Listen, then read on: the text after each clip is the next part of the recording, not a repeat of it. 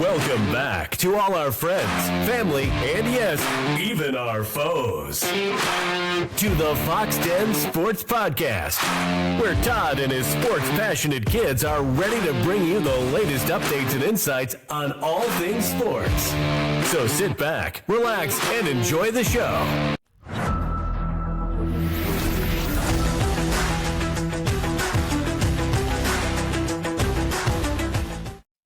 Welcome to the Foxx Den, where passions run wild, takes run hotter, and the Skulk rolls deep. I am Todd Foxx, also known in many circles as the Podfather. Got Kellen here, who's throwing deep passes and making sharp cuts like a quarterback in the pocket. And unfortunately, that's it. That's all we got tonight. Don't know where Garrett's at. He's missing in action. No clue where he's at. Gannon, decided at the last minute, I'm good. And then the enforcer, Bench McDonald, had a friend come over. So a friend. So he didn't have any friends. So he just didn't know he had friends outside of us. Yeah, exactly, man. I'm kind of jealous, but hey. All right. We got a little bit of stuff to talk about. Not a whole lot. You know, it's a little bit slow this time of year. You got NFL training camps kicking off, and college football will be starting here in the next several weeks. So it's pretty cool that all that's coming up. It's just the dog days of summer. So, but the Oklahoma Sooners were ranked. They think the media ranked them as they believe they'll finish 10th in the SEC this season. Let me kind of go over what they said. Texas is first, then they think Georgia, Alabama, LSU, South Carolina, Florida, Ole Miss, Texas A&M, Tennessee, Oklahoma, Auburn, Missouri, Vanderbilt, Arkansas, Kentucky, and Mississippi State. Kellen, thoughts? Number 10, is it fair? What are you thinking? I don't know about 10. I know I don't expect anything outrageous, but 10 seems a little disrespectful. I could see, I don't know, 6 or 7 maybe. But even then, I mean, if Mateer looks real good, I could see top 5. But it's obviously an incredibly difficult conference. But top 10 just seems kind of wild. Yeah, I mean, I think it's fair because we didn't play well last year at all. And to your point, I think it all hinges, a lot of it anyway, hinges on how well John Mateer plays. It's a tough schedule. I've got people asking me what I think Oklahoma's going to finish at, which we'll go into in the next few weeks. And it's a tough schedule, but and they're going to be better, definitely be better offensively because it's hard to get any worse, which could happen, but it's hard. But I think it's a fair ranking. I personally kind of think of them more in the 8 range. I do totally agree with Texas being the top one. I'm not a fan, not happy about it. They're good. They're loaded. Georgia, I'll be honest with you, I think Alabama's ranked a little bit higher, in my opinion. Then you got LSU, South Carolina, who I think South Carolina's a little bit higher. So there's where I think we could fit in the 8 range, maybe. I could see, because Tennessee, the quarterback, Nico left. So that's going to be interesting. But I mean, Heupel's done a great job there. I have no idea about A&M, Ole Miss, Florida, or South Carolina. Those teams right there, I could see a couple of those teams falling back and not being as good. And I could see us being maybe ranked 8th, maybe 7. It just depends. I mean, again, all about Mateer, but we'll see regarding this. I'm excited for the football season to start. I think we're going to be solid. I think we're going to be a solid team. I think we're going to have solid defense, and the offense, if the receivers can stay healthy and the line blocks and does a good job, I think we're in decent shape. I think it's a little bit conservative being at 10. What are your thoughts? Yeah, I mean, also I don't mind the higher rankings because it's in my nowhere to go but up. I feel like every year that we're like ranked lower rankings, I should say, but higher number. Every year we're ranked real high, I feel like we just always wind up disappointed. The years that we go in there with much lower expectations, we don't win it all, but we finish better than we expected, so we're overall satisfied. So nowhere to go but up in that regards, at least. Oh, yeah, for sure. And then Sports Illustrated preseason ranking has us ranked at number 25.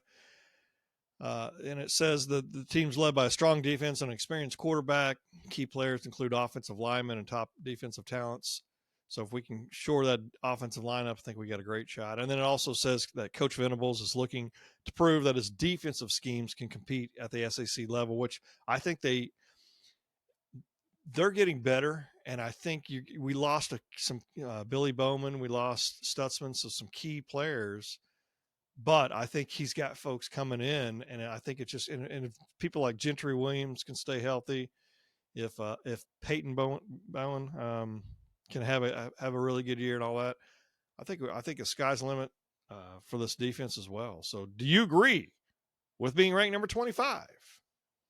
Obviously, I like to be higher, but doesn't really matter. Yeah, but I'm also somewhat surprised they ranked us at all. Like, I could see with the way our offense performed, and we lost Stutzman and Bowman.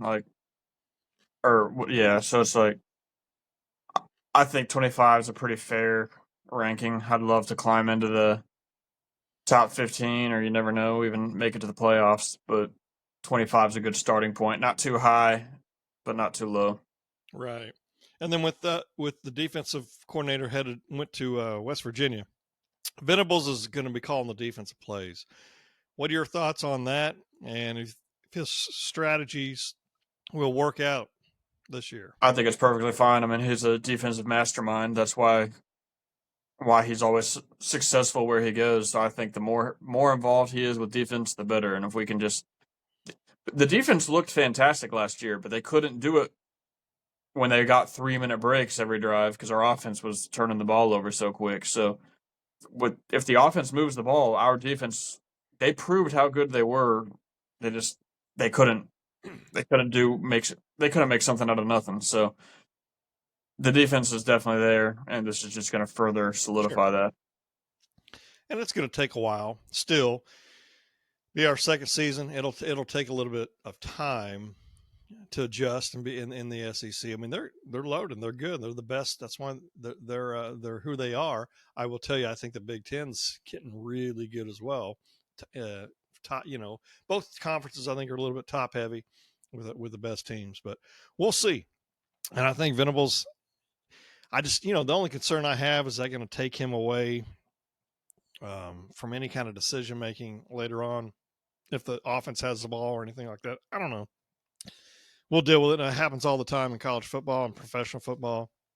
So I think we'll be good. And then some overhaul. Oklahoma has a significant roster overhaul thanks to the transfer portal. New additions could significantly improve both offensive defense, and the transfer portal is providing immediate contributions at positions of need. And I heard somebody say a few weeks back, and I'd be honest with you, I think I've heard them say it last year. You know how the recruiting process, trying to get these kids, these high school kids in, and then they'll say, hey, I'm going to be 2027. And I'm like, man, until you sign, I don't believe it. But what a lot of coaches now are putting a lot of effort on, which makes sense, is with NIL and with the transfer portal, you're getting a player that may have already had a little bit of experience, and maybe at a smaller college, but they got experience versus, a high school kid that has nothing.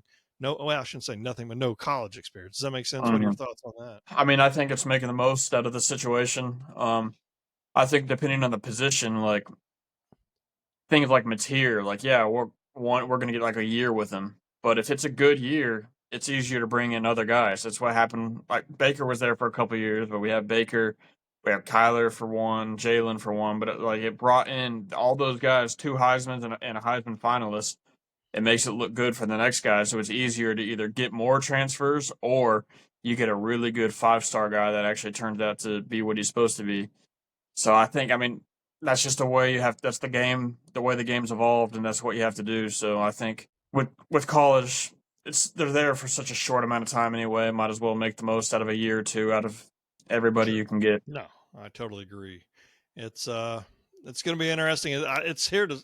It's here. I don't know if it's ever going to leave, but it's here for at least the near future, and we're going to have to deal with it and keep working through it. So, it's obviously a game changer. Is it a little bit risky to rely on a lot of new faces? It is. That's why you want to try to get them in there earlier rather than later. you just want the best players to come. And I think if the offensive line and secondary, if we can benefit from both of those, I think we're going to be in decent shape. Again, I'll continue to say it's a tough schedule, but there's some games in there, and which we'll go into in a few weeks, that are some of those ones that if you can win those games, then that kind of sets up a better shot. Because there's some in there that there's never a guaranteed loss ever, but there's some in there that we're not going to be favored in.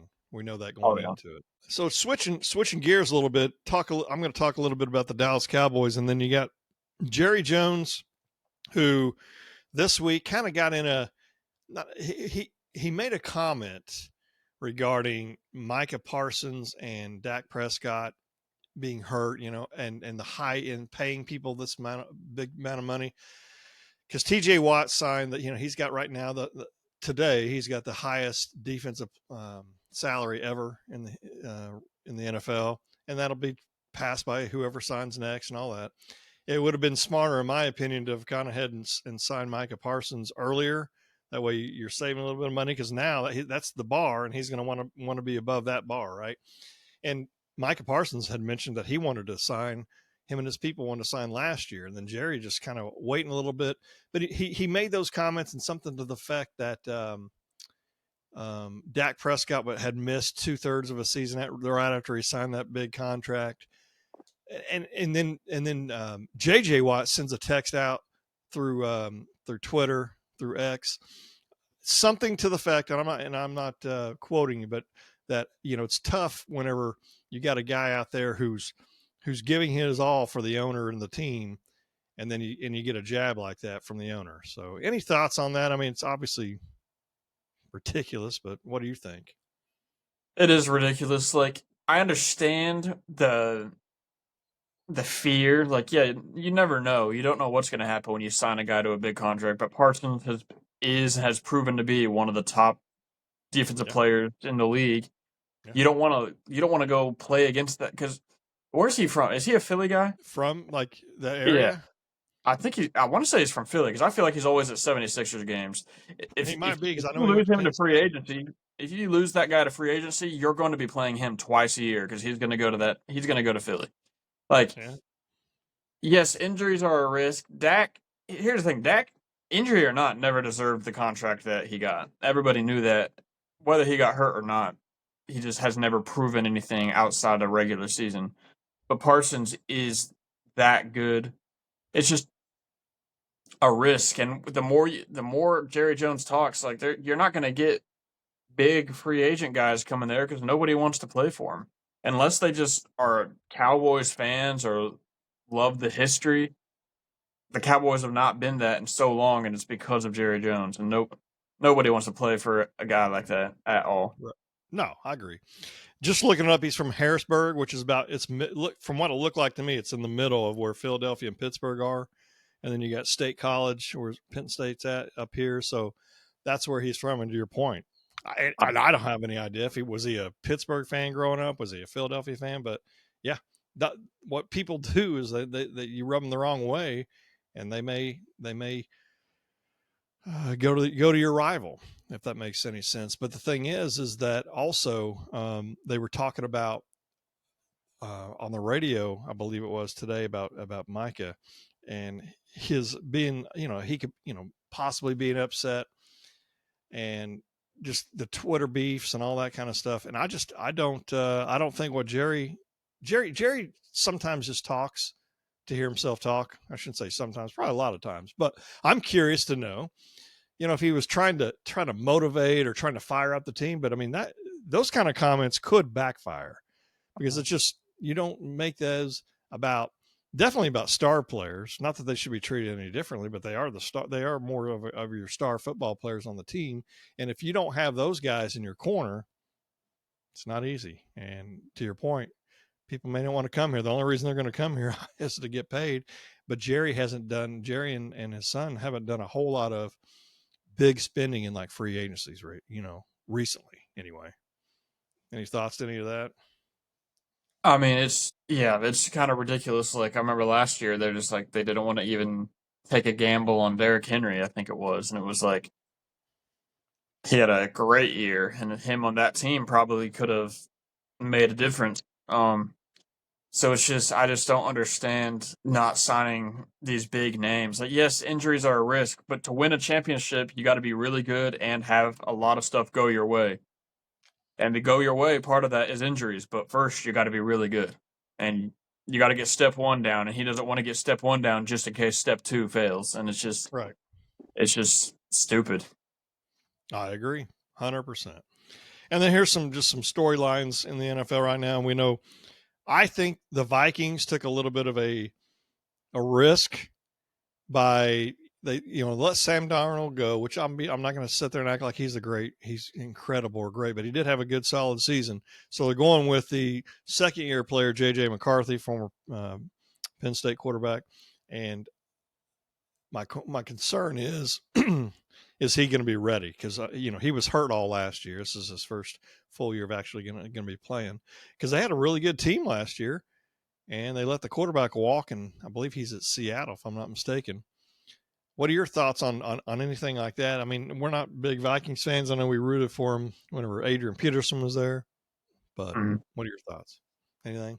I mean, it is different, but like I feel like last year we saw Sam Darnold's ceiling. It was good, but like you're not going to win a Super Bowl with a guy like that.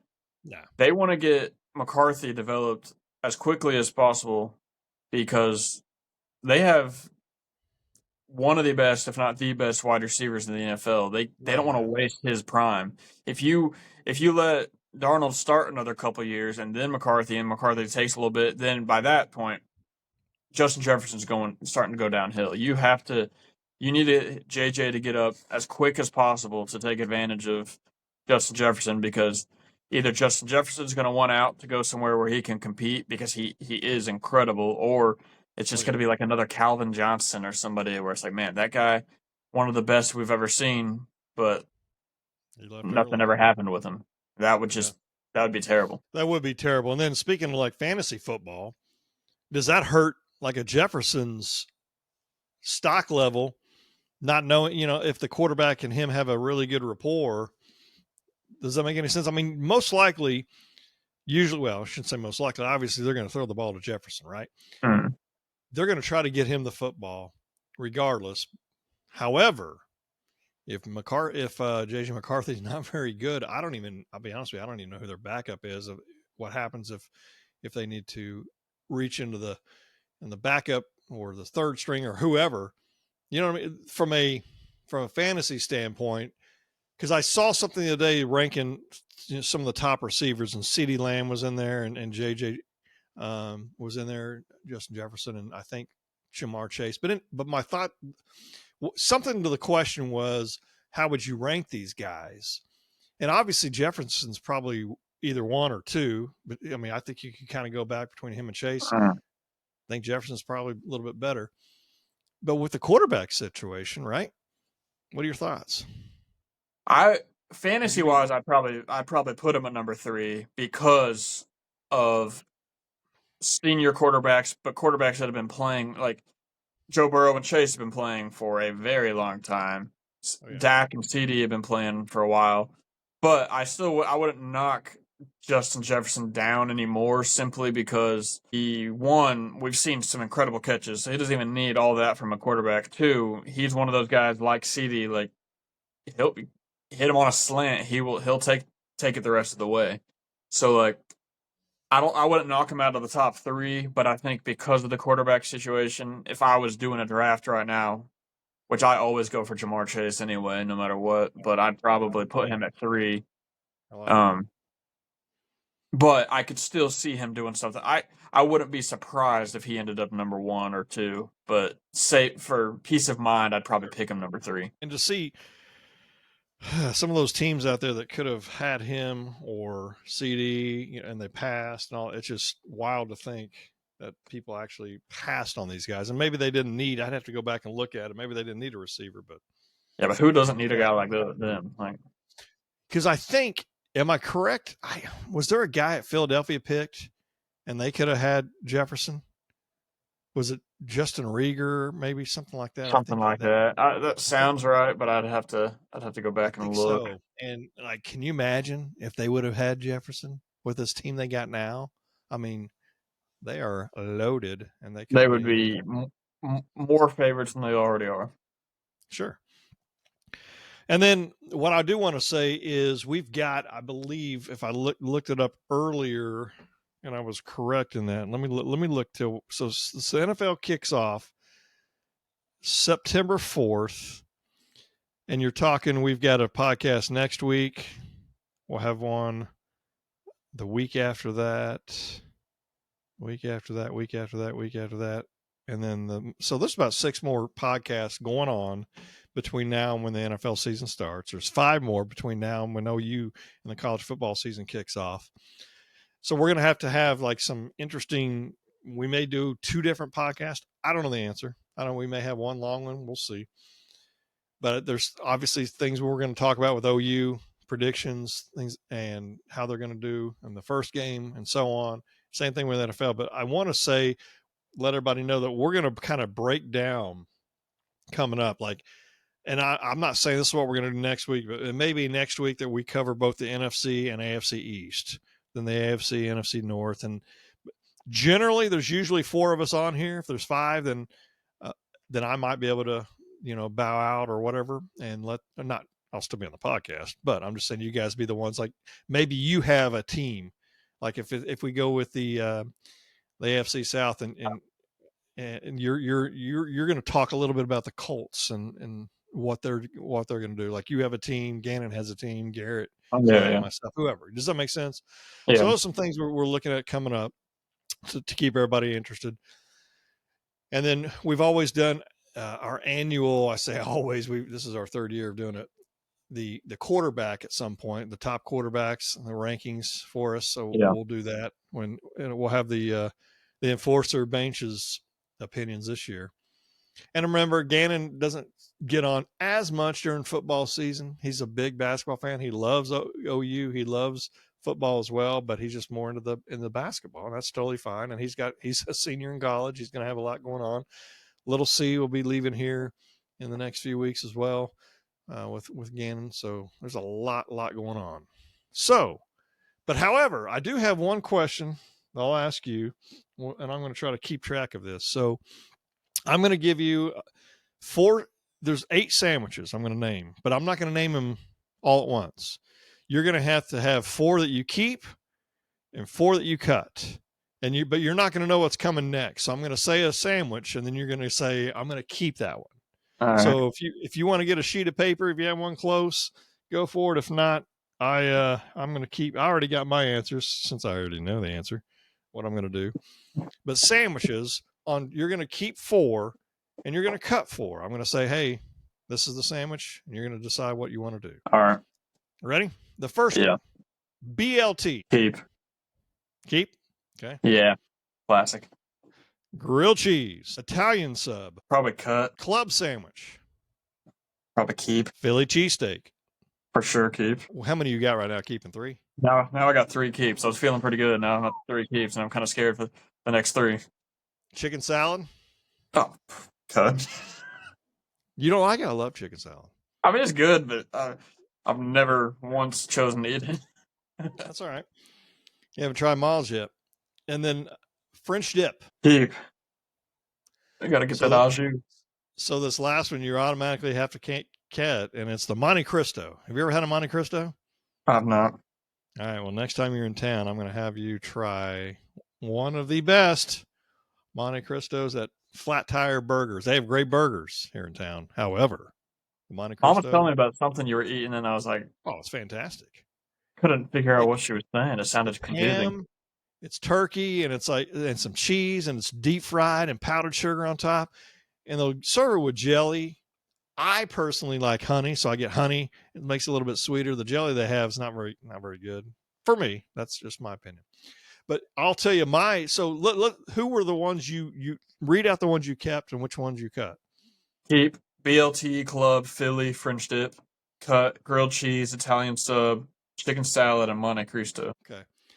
I kept BLT, Philly cheesesteak, Monte Cristo and the French dip. I cut, daggum, where am I at? You cut I cut 12 giant grilled sub. cheese, Italian, and chicken salad.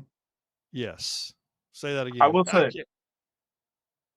go ahead. if I try this thing and it's good, our lists would be identical because club would be the first to go off my keep list. Yeah. No, it's good stuff. I am interested in trying it. I just can't even imagine what it tastes like. Oh, it's great. It's some good stuff. And then I promise you, I'm pretty sure Callie's tried it when we went there and she liked it. I'm not going to lie. It's kind of, I don't know what the word is. It's rich and just kind of sometimes unset. Well, I may not be able to eat the whole daggum thing. And I don't know how good it is as a leftover since it's fried. So I have to eat it all right there. So it's pretty good though. They got some, what's that? Philly's number one though. Is it? Okay. It's good. What's your number one? Out of all though, I mean, I guess it all kind of depends on from where, but a really good Philly cheesesteak. Oh yeah. I think that would be number one. Honestly, Monte Cristo would probably be 2, BLT, and then French dip. I like French dip, but I love a good BLT. Like, I love them. It's so good. So good. Incredible stuff.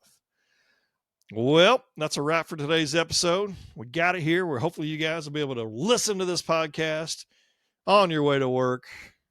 Not too long this time, so you're welcome on that. But a huge thank you to all our listeners for hanging out with us and making the Foxx Den part of your day. So if you enjoyed the conversation, or even if for some reason you did not, do us a favor. Hit that like button, subscribe to our channel on YouTube, and drop a comment or two. We want to hear your thoughts, whether you agree, whether you disagree, or even if you just want to stir the pot, because we love the banner. Keep it coming, because all the debate doesn't stop here. But be prepared. We will fire back. But until next time, keep running with the Skulk, and we'll catch you on the next episode of the Foxx Den Sports Podcast. For Kellen, I am Todd Foxx, the Podfather, and we'll see you next time. Goodbye, everybody. Boomer.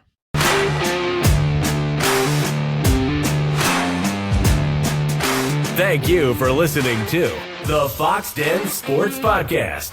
Be sure to subscribe for free to our YouTube channel, Foxx Den Sports. And also follow us on Instagram and Twitter at Foxx Den Sports and on Facebook at Foxx Den Sports Podcast. You can also email us at foxdensports@yahoo.com. This has been Foxx Den Sports.